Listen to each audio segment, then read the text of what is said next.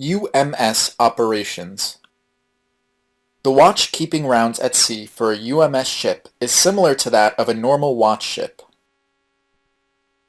There is a UMS checklist which must be filled during takeover and handover of a watch. Watch takeover is done once in 24 hours in the morning between 7 to 8 a.m. Take a round of the engine room half an hour before you take over your watch. Clear any doubts with the outgoing watch engineer. Sign the logbook with the outgoing engineer. During the day, you will be involved in some maintenance jobs, but your priority is watch keeping. Any alarm is to be attended by you. You have to fill up the engine room logbook before noon.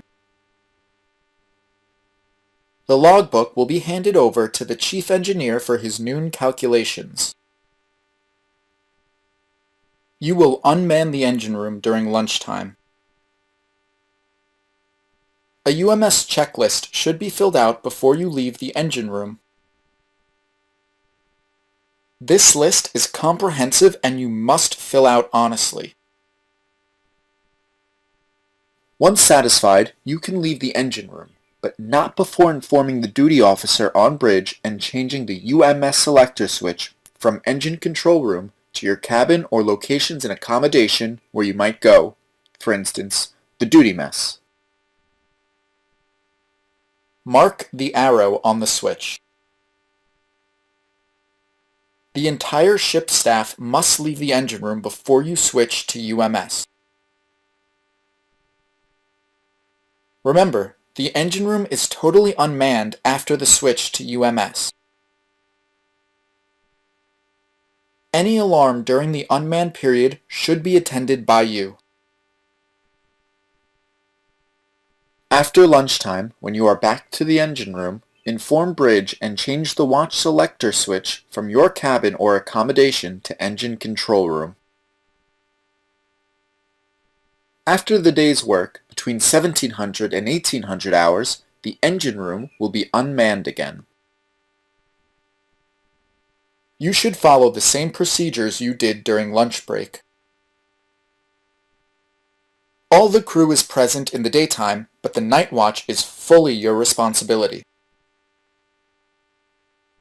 You have to take readings once in the nighttime, preferably around 10 p.m., to ensure all engine room parameters are satisfactory.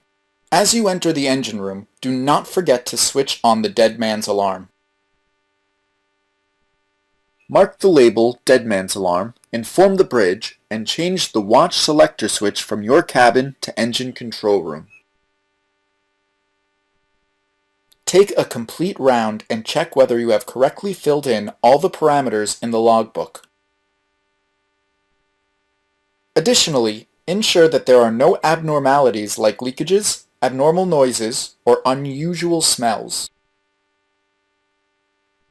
This enables you to take action on time, which will avert disasters.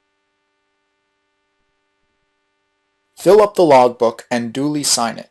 As you fill up, notice if there are any abnormalities between the two readings, afternoon and now. Once satisfied, you can leave the engine room, but not before informing the duty officer on bridge and changing the selector switch from engine control room to your cabin.